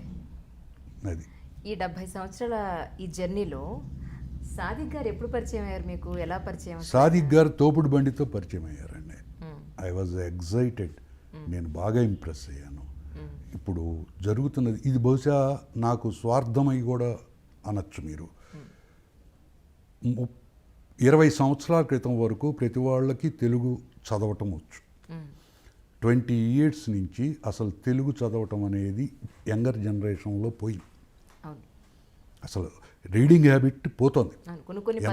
తెలుగులో మాట్లాడినా కూడా అర్థం కావు. అసలు లేదు. పుస్తకం ముట్టుకోవటం అనేది సెల్ ఫోన్లు పట్టుకోవటమును కంప్యూటర్స్ ముందర కూర్చోవటమే తప్ప బుక్ పట్టుకోవటం అనేది లేదు. సాదిక్ భాయ్ చేస్తున్న పని ఏంటంటే రీఇంట్రడ్యూస్ చేస్తున్నాడు పుస్తకాన్ని. కనీసం పట్టుకుని ఆ బొమ్మలు చూసినా కూడా వాడికి ఎంతో కొంత 100 మందిలో ఇద్దరికైనా అలవాటు ఏర్పడుతుంది. పుస్తకము దాంట్లో చక్కటి మాటలు ఉంటాయి, లేకపోతే బొమ్మలు ఉంటాయి, చూడొచ్చు అని చెప్పేసి ఇట్టా ఆ రీడింగ్ హ్యాబిట్ రీక్రియేట్ అయ్యేటట్టయితే నాలాంటి రైటర్స్ హ్యాపీగా బతుకుతారు. కాబట్టి నా స్వార్థం. సాదిక్ భాయ్ని నేను అభిమానించడానికి కారణం నా స్వార్థం. ఎన్నాళ్ళు స్నేహం అండి మీ ఇద్దరిది? మాది 2 సంవత్సరాల నుంచి అండి. అవునా? అంటే నేను ఇప్పుడు అదే అడుగుతున్నాను. సెల్ ఫోన్లు వచ్చేసాయి, ఇంటర్నెట్లు వచ్చేసాయి, టెలివిజన్ అనండి, కంప్యూటర్ అనండి, పుస్తకాన్ని చదివేది ఎవరు? మీ లైఫ్ సర్వైవల్ ఎలా అనుకుంటున్నారు? పుస్తకాన్ని చదివేది ఎలాగ ఇప్పుడు అసలు? ఓకే, మీకు పెన్షన్ వస్తుంది, నేను దాన్ని కాదనట్లేదు. పుస్తకాన్ని చదివేవాళ్ళు ఎంతమంది ఉన్నారు ఈ రోజున? దానికి మీరు ఎలా అప్డేట్ అవుదాం అనుకుంటున్నారు? 70 ఏళ్ళు వచ్చిన తర్వాత ఇంకా అప్డేట్ ఏంటండి? అలా అంటే 70 ఏళ్ళు వచ్చినా హీరో చేసేవాళ్ళు లేరు. హార్డ్ డిస్క్ 70 సంవత్సరాలు బంద్ చేసింది. ఎప్పుడు హ్యాంగ్ అవుతుందో తెలియదు. కాబట్టి దాని గురించి సీరియస్గా నేను ఎప్పుడూ ఆలోచించలేదు. What I can do is ఓపిక ఉన్నంత వరకు ప్రొడ్యూస్ చేయటమే. ఇప్పుడు యాక్చువల్గా 70 సంవత్సరాలు వస్తే చేతులు వణికేసేసి, కాళ్ళు వణికేసేసి, తల ఇట్ట అనేవాళ్ళని నేను చాలామందిని చూశాను. బై గాడ్స్ గ్రేస్ నాకు ఇంకా స్టేజ్ రాలేదు. చక్కటి ఆరోగ్యంతో ఉన్నారు, ఉంటారు కూడా. ఆరోగ్యం అని అనకండి, బీపీ వచ్చింది, షుగర్ వచ్చింది, అన్నీ వచ్చేసినాయి. కాకపోతే వాటిని నేను లెక్క చేయట్లేదు బికాజ్ ఆఫ్ షాడో. ఎందుకనంటే షాడో కంప్లీట్ మార్షల్ ఆర్ట్స్లో స్పెషలిస్టు. బాడీ ఆరోగ్యకరమైన విషయాల్లో చాలా శ్రమ తీసుకున్నవాడు. షాడోకి ఎక్కడి నుంచి వచ్చినాయి అంటే నేను కరాటే నేర్చుకున్నాను. I'm a brown belt in karate. చెప్పాను కదా, 10 kilometers జాగ్ చేసేవాడిని. ఇప్పుడంటే మానేసేసి పొట్ట పెంచుకున్నాను, అది వేరే విషయం. కానీ ఆ గుడ్ హ్యాబిట్స్ వచ్చేసేసి నా ఆరోగ్యాన్ని ఇంతవరకు స్టేబుల్గానే ఉంచినాయి. ఈ షుగర్లు, బీపీలు వచ్చినా కూడా నన్ను చెప్పండి, ఈరోజు అందరికీ ఉన్నాయి, చాలా మంది 50% పైగా ఉన్నాయి. కాబట్టి నేనేమి 70 years వచ్చినా కూడా వాటిని నేను కేర్ చేయకపోవటానికి కారణం నా ఆరోగ్యము. అందువల్ల నేను ఏమన్నా ఇంకా రాయాలని చెప్పేసి అనుకుంటున్నాను. కానీ ఎంతకాలం? ఇప్పుడు నేను దేశాన్ని మార్చేసేసి రీడింగ్ హ్యాబిట్స్ అందరికీ క్రియేట్ చేసేసి సాదిక్ భాయ్తో కలిసి తోపుడు బండి వెనకాల ఒక ప్లాకార్డు పట్టుకుని వెళ్ళగలనా?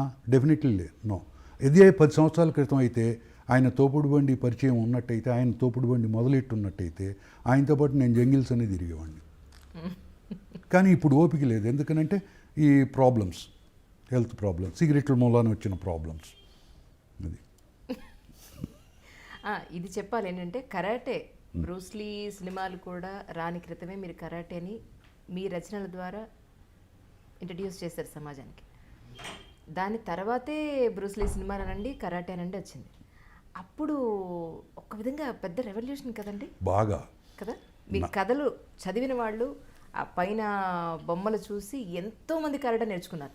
నేను రాస్తున్నప్పుడు ఎంయూఎస్ పబ్లికేషన్స్ ఎండి శెట్టి గారు, ఏంటిది ఎగిరితంటం ఏంటి, ఫ్లయింగ్ కిక్ ఏంటి, ఏం రాస్తున్నావు అనేవాడు.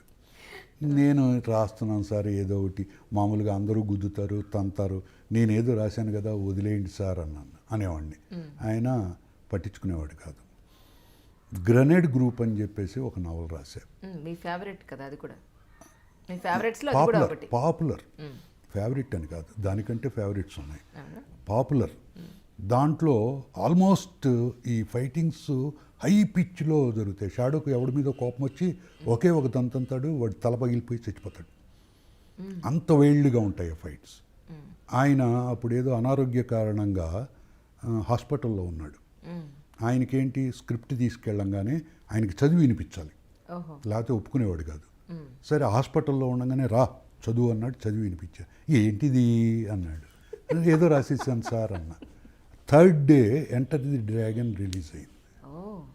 ఎంటర్ ది డ్రాగన్ రిలీజ్ అయిన తర్వాత అంతవరకు నా పుస్తకాలు 3,000, 3,500 కాపీలు సేల్స్, 15,000కి రైజ్ అయిపోయింది నా బుక్స్. అప్పుడు క్యాకేసి నాకు 1,000 రూపాయలు, అప్పటికి 500 ఇచ్చేవాడు బుక్కి, 1,000 రూపాయలు చేశాడు. నువ్వే చెబుతుంటే ఏదో అనుకున్నాను, నిజమే, ఎక్కడ నేర్చుకున్నా.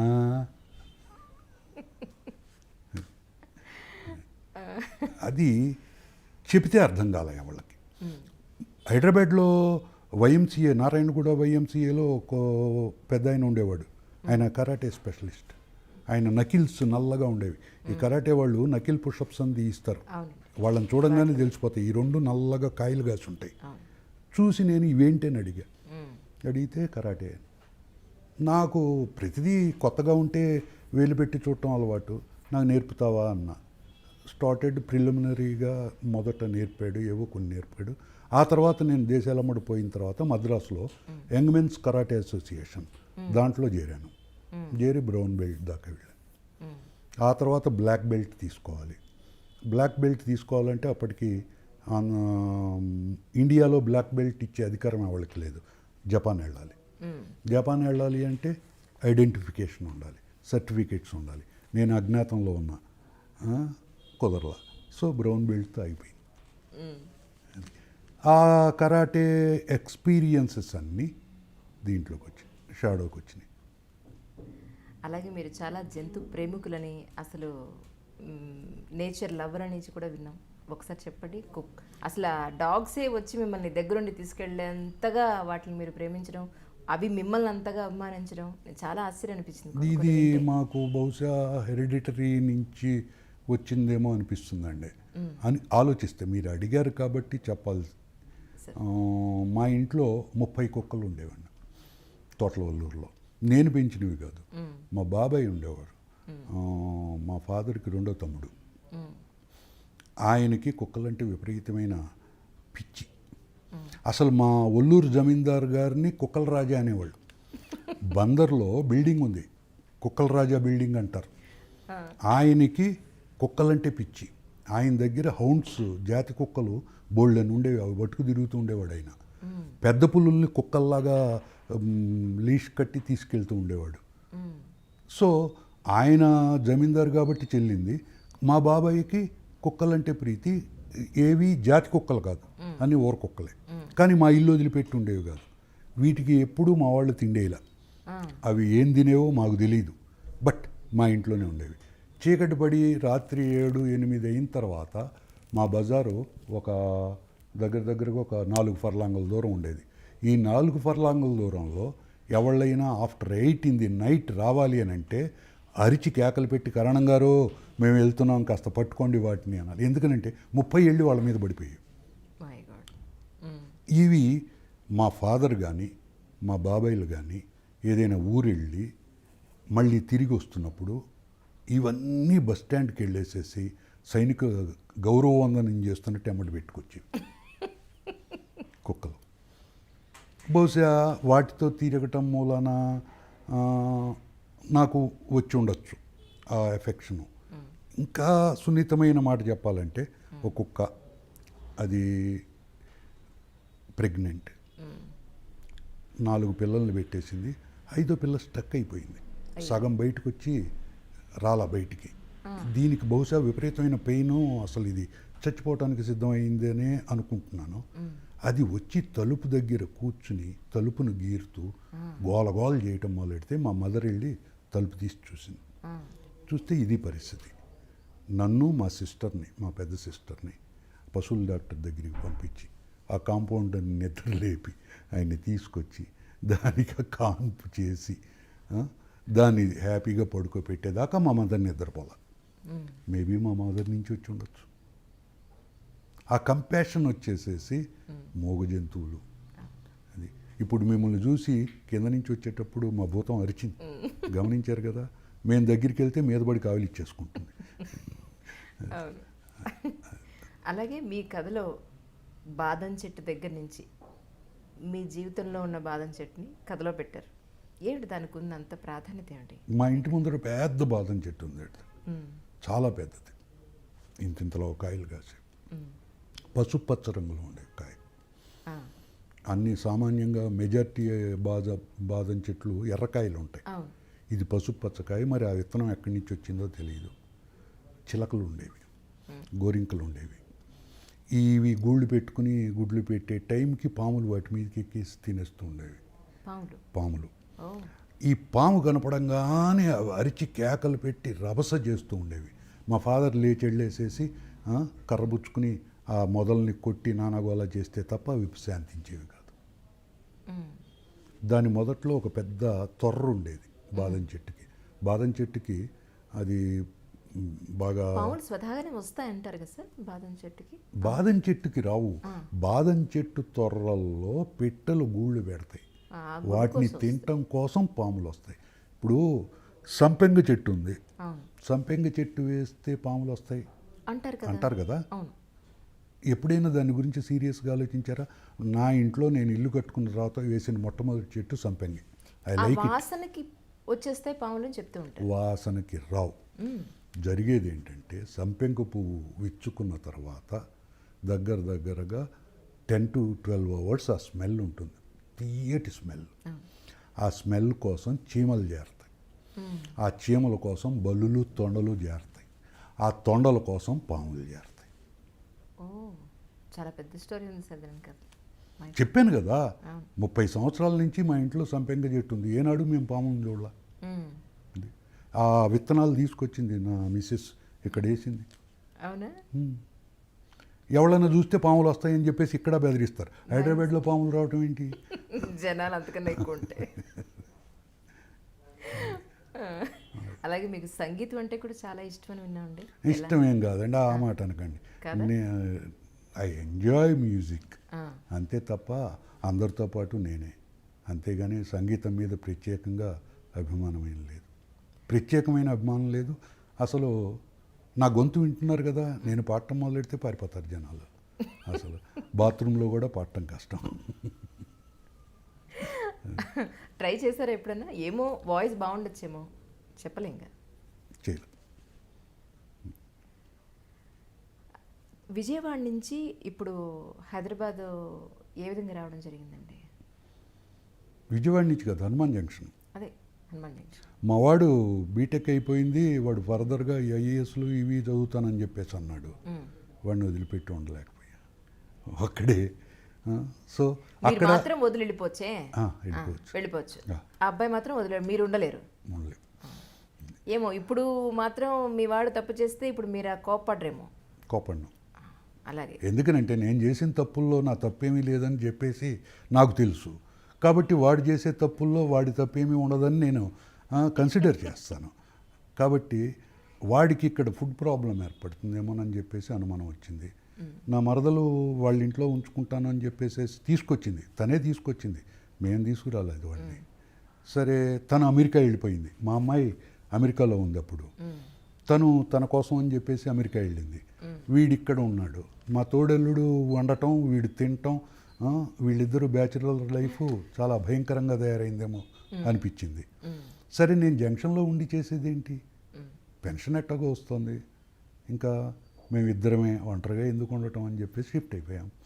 ఈ షిఫ్ట్ అవ్వటం మూలాన ఇప్పుడు కొత్తగా జరిగింది ఏంటంటే చెరువులో నుంచి సముద్రంలో పడినట్టు అయింది నా పరిస్థితి. ఫ్రెండ్ సర్కిల్ విపరీతం అయిపోయింది. అంతవరకు ఎవరికి తెలియని చాలామందికి తెలిసాను. దానికి సాదిక్ బాయ్ నిప్పులో నెయ్యి పోసాడు. అంతకు ముందర నా ఫేస్బుక్లో ఎంతమంది ఉండేవాళ్ళు అంటే 80 మంది ఫ్రెండ్స్ ఉండేవాళ్ళు. ఇప్పుడు దగ్గరగా 400 మంది చేరారు. సాదిక్ బాయ్ది తప్పు. ఓకే. ఇప్పుడు ఇక్కడ హైదరాబాద్ వచ్చిన తర్వాత కొత్తగా రాసినవి ఏమైనా ఉన్నాయండి కదా? హైదరాబాద్ వచ్చిన తర్వాత నవ్యలో సీరియల్స్ మాత్రమే రాస్తున్నాను, నవ్య వీక్లీలో. అది కూడా ఒక నెల రోజుల నుంచి గ్యాప్ ఇచ్చాను, తాపిగా ఆలోచించి రాద్దాము అని చెప్పేసి. అంతే, అంతకుమించి ప్రత్యేకంగా డైరెక్ట్గా ఇది రాయలా, సీరియల్సే రాస్తున్నాను. నవ్యకు ముందు మీరు స్వాతిలో కూడా రాశారు కదా? స్వాతిలో 26 years non stop without gap, అసలు ఒక్క వారం కూడా గ్యాప్ ఇవ్వకుండా 26 సంవత్సరాలు. 26 సంవత్సరాలు అసలు సీట్ అరిగిపోయే రేంజ్కి రాసేసి. అది బలరాం గారు బాగా ప్రోత్సహించాడు నన్ను. అది ఒక విధంగా చెప్పాలి అని అంటే ఫైనాన్షియల్గా నేను మోస్ట్ కంఫర్టబుల్ పొజిషన్లో ఉండటానికి కారణం స్వాతి, బలరాం గారు. Highest payment. రాయ్ రాయ్ రాయ్ రాయ్ అని చెప్పేసి, నువ్వు ఊరికే కూర్చుంటే రాయటం మర్చిపోతావు, నువ్వు రాయ్ అని చెప్పేసి. అసలు సీరియల్ ఈ వారం అయిపోతే నెక్స్ట్ వారం మళ్ళీ ఇంకో సీరియల్ కంప్లీట్ మొదలెట్టాల్సిందే. నోటికి వచ్చింది రాయి, తర్వాత ఆటోమేటిక్గా కథ వస్తుంది అనేవాడు ఆయన. He helped me a lot. మరి అందులోంచి ఎందుకు వచ్చేసారు బయటికి? బోర్ కొట్టింది, ఆయనకి బోర్ కొట్టింది, నాకు బోర్ కొట్టింది. రాసి రాసి రాసి రాసి 26 సంవత్సరాలు అసలు. స్వాతి, మధుబాబు కనపడకుండా స్వాతి రాలా, కాబట్టి కాస్త గ్యాప్ ఇద్దామని చెప్పేసి ఆయన అనుకుని ఉంటాడు. నేను అనుకున్నాను, we have given a gap. ఇప్పుడు నెల రోజుల నుంచి నవ్యకు కూడా అదే గ్యాప్ ఇస్తున్నా. అవునా? అంటే మీరు రాసిన వాటిల్లో రొమాన్స్కి ఎక్కడ అవకాశం లేకుండా రాశారా? అసలు లేడీ క్యారెక్టర్స్ లేకుండా నవలలు చాలా రాశాను.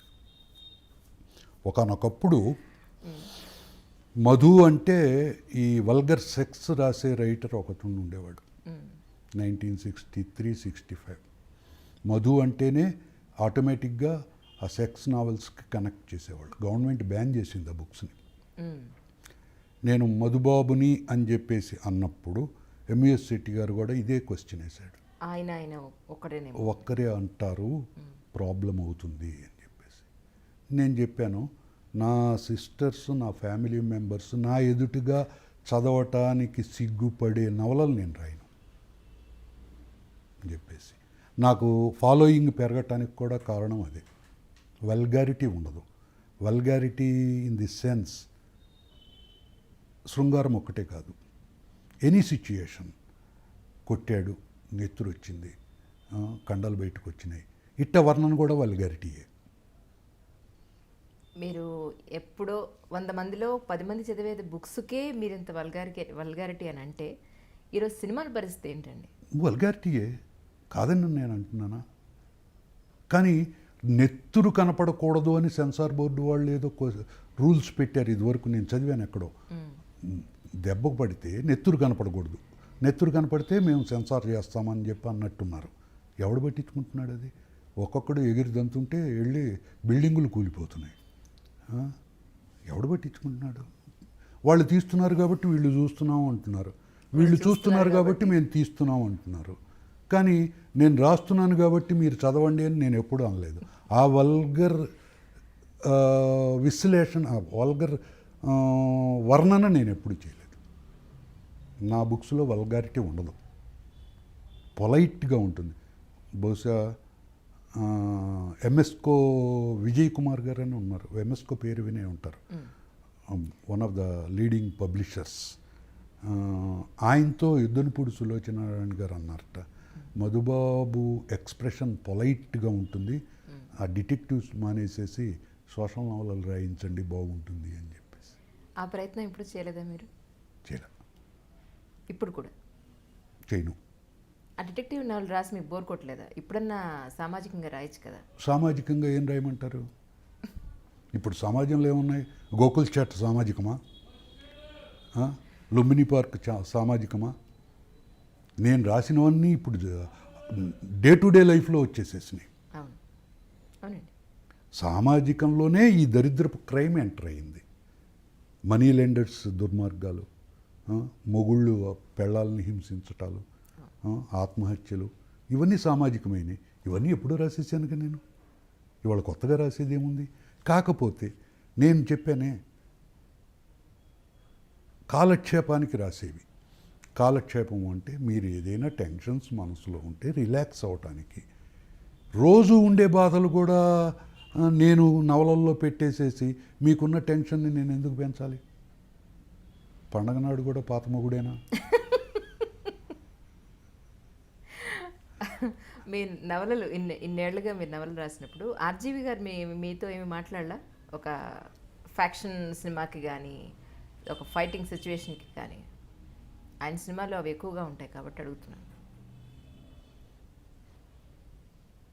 అసలు ఆ యాంగిల్లో నేను ఆలోచించలేదు. అసలు ఆయన దృష్టికి నేను సోకి కూడా ఉండను. ఇంపాసిబుల్.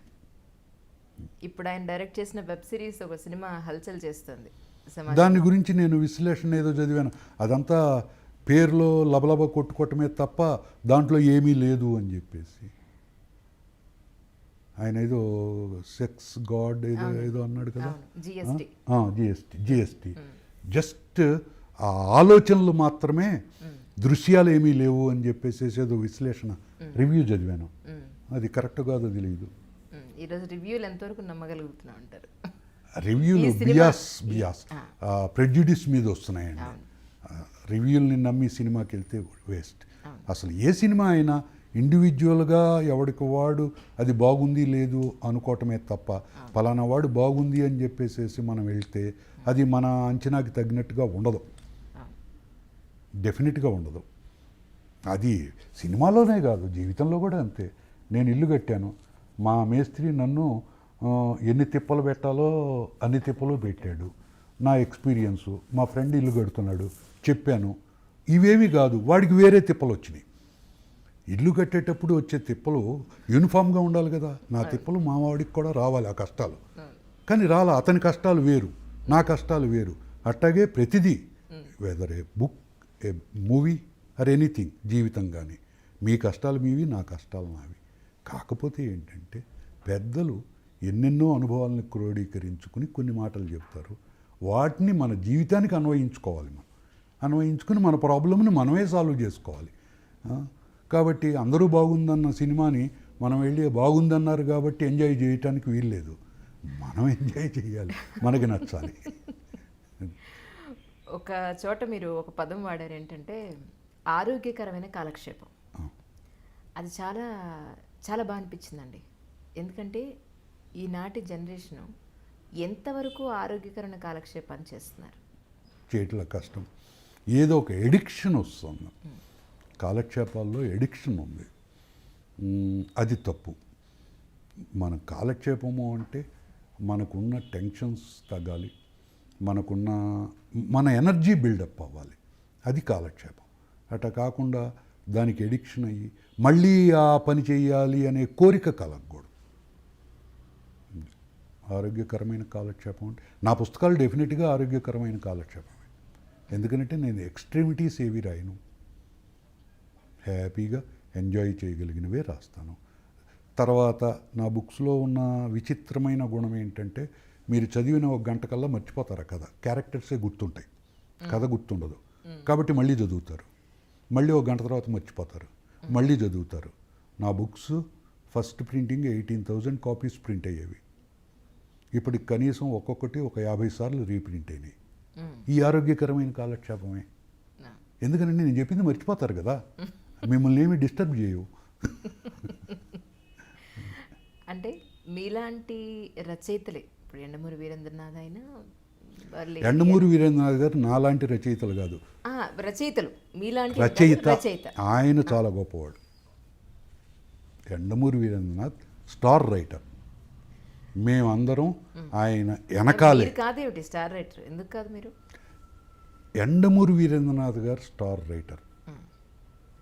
టాప్ 10లో తీసుకుంటే first Yandamoori Veerendranath, 1A Yaddanapudi Sulochanarani, 1B Malladi Venkatakrishnamurthy, 1C Rammohan Rao, Suryadevara Rammohan Rao, 1D Challa Subrahmanyam garu. మేము 9th 10thలోనూ ఉంటాం. ఎందుకంటే వాళ్ళు చాలామందిని ప్రభావితం చేశారు. అది ఆరోగ్యకరమా అనారోగ్యకరమా తర్వాత సంగతి. But they made the readers to read. దాన్ని మేము క్యాష్ చేసుకున్నాం.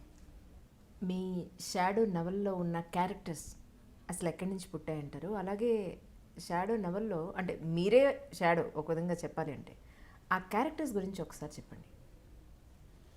షాడో ప్రత్యేకంగా ఏదైనా కథలో ఒక హీరో ఉండాలి కాబట్టి షాడో వచ్చాడు.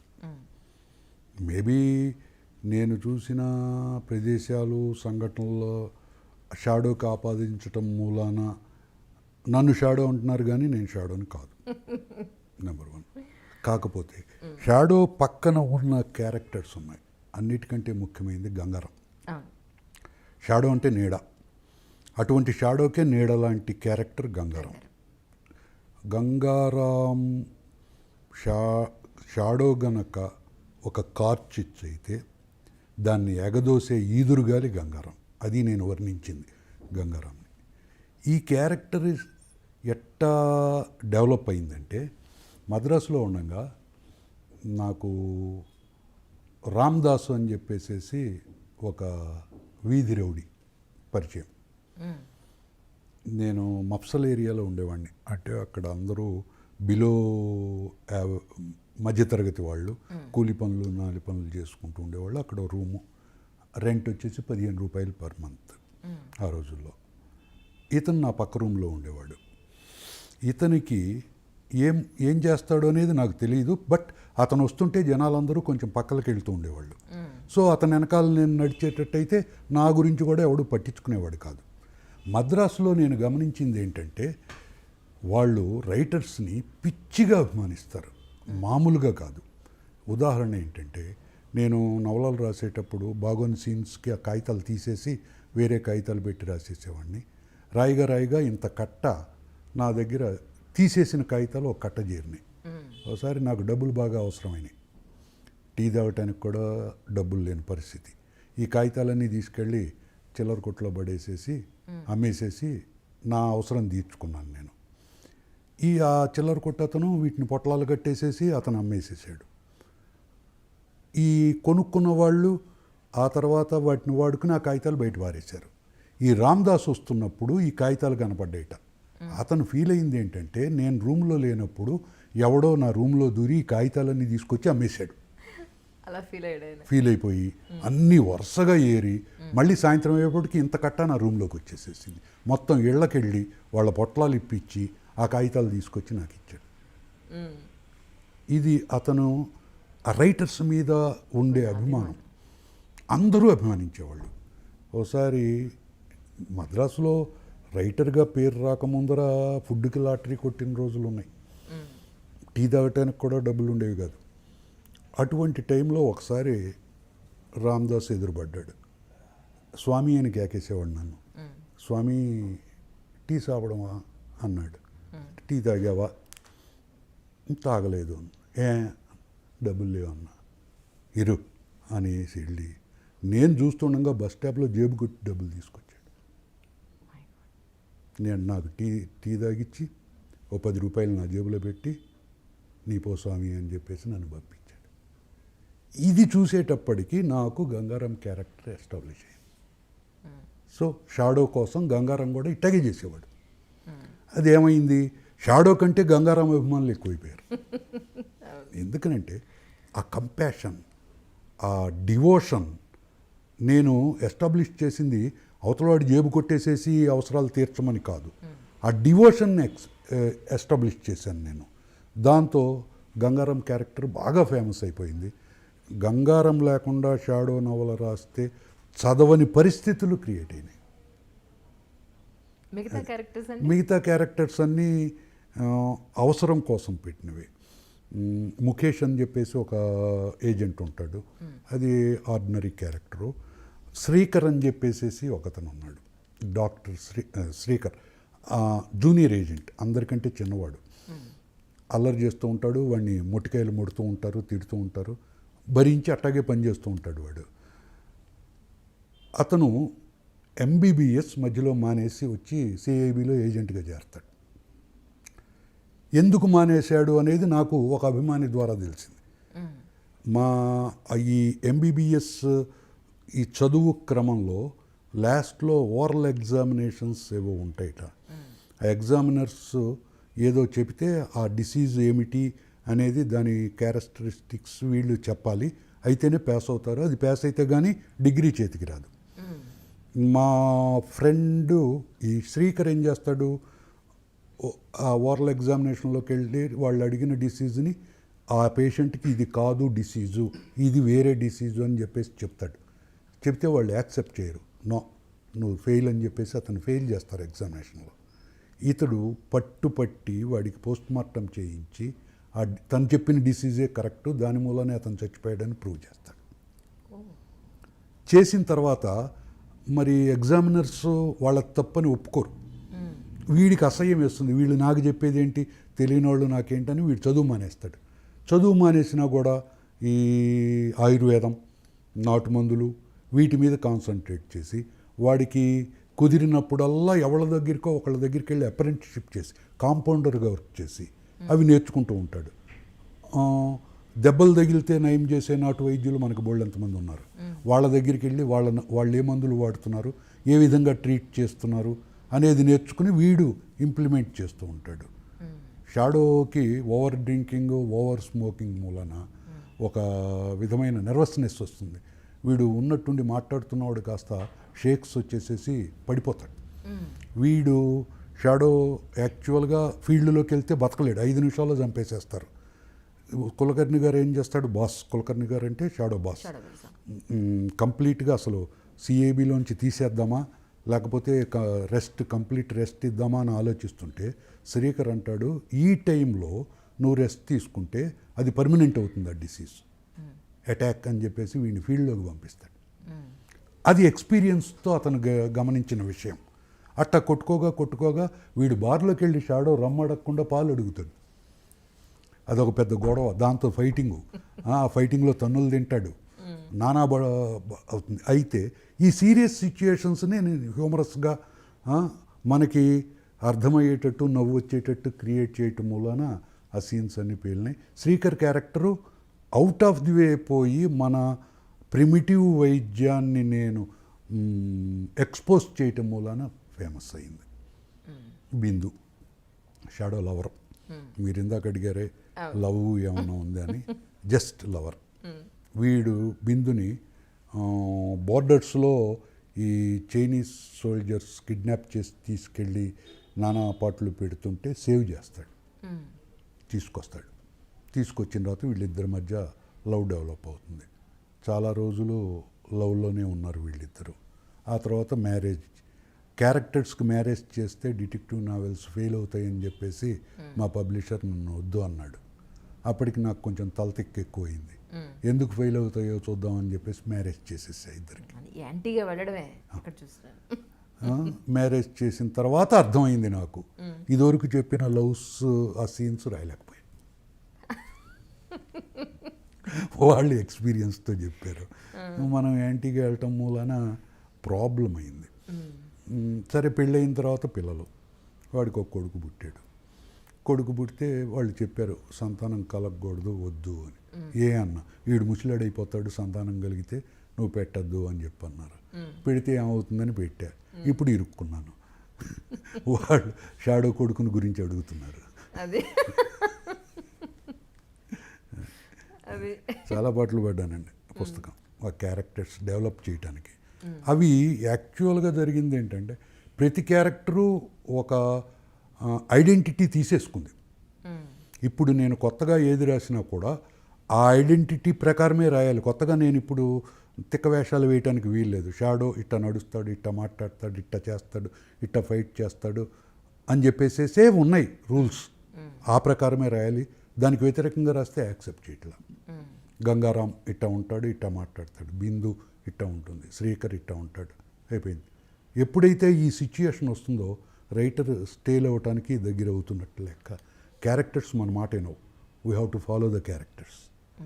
ఒకే క్యారెక్టర్ని పట్టుకుని ఇన్ని నవలలు రాసే వాళ్ళకి వచ్చే ప్రాబ్లమ్స్ ఇవి. ఇప్పుడు నేను ఫేస్ చేస్తున్నాను ఆ ప్రాబ్లమ్స్, ఇంతవరకు చేయలే. దాంతో షాడో నవళ్ళు స్లో అయినాయి. ఓకే, చాలా తక్కువ రాస్తున్నాను, రిస్ట్రిక్షన్స్ వచ్చేసినాయి మీకు తెలియకుండానే.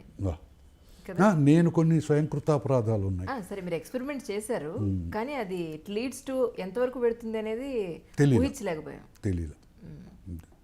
కారణం ఏంటంటే ఇన్ని సంవత్సరాలు రాసిన వాళ్ళు లేరు.